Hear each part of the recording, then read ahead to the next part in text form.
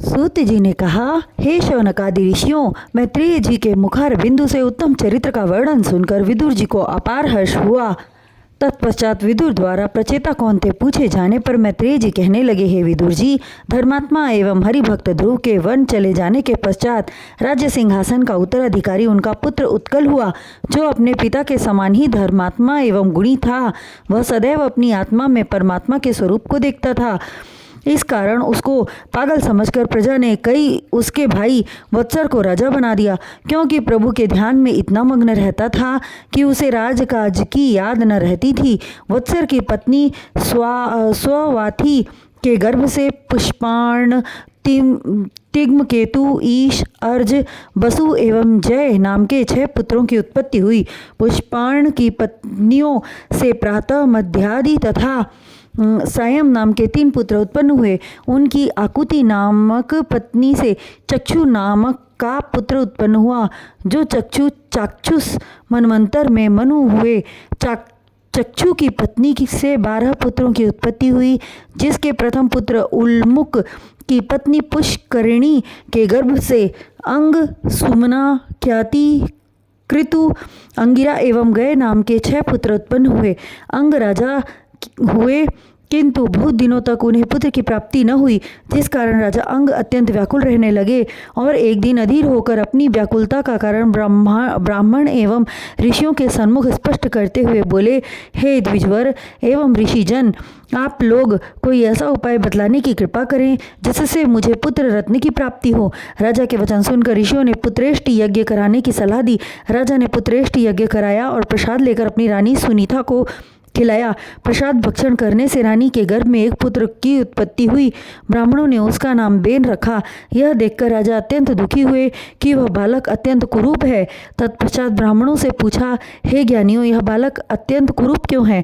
इसके ग्रह नक्षत्र भी बुरे प्रतीत हो रहे हैं, जबकि मेरे वंश में आज तक इस तरह के किसी बालक ने जन्म नहीं लिया।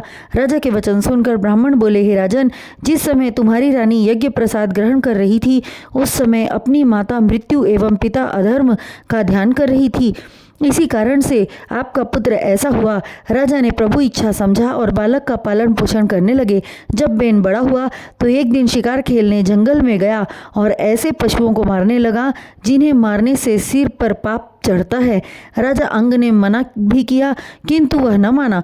नगर के बालकों को स्नान हेतु नदी में ले जाकर पानी में डुबोकर मार डालता अथवा वन में ले जाकर गला दबाकर मार डालता।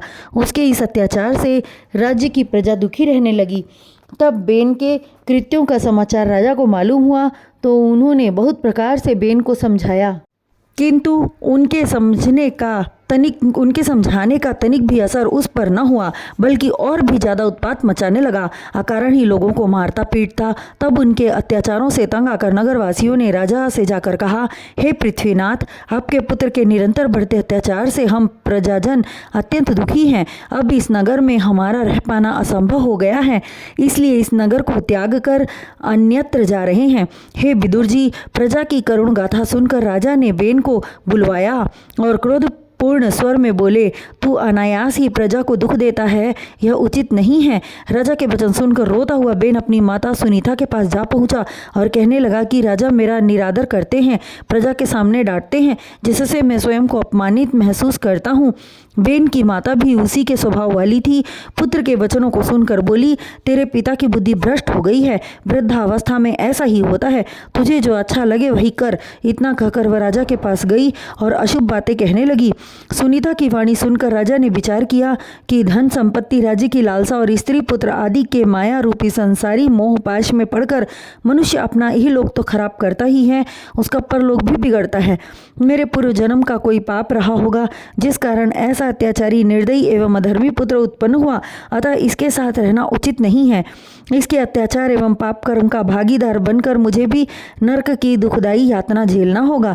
ऐसा विचार कर उन्होंने माया मोह त्याग दिया और सांसारिक बंधनों से मुक्ति लेकर दैहिक, दैविक एवं भौतिक तापों का निवारण करने वाले दयाधाम त्रिलोक के मालिक श्री हरि नारायण का ध्यान एवं तप करने के लिए वन में चले गए, किंतु उनके वन प्रस्थान के समय कोई न जान सका।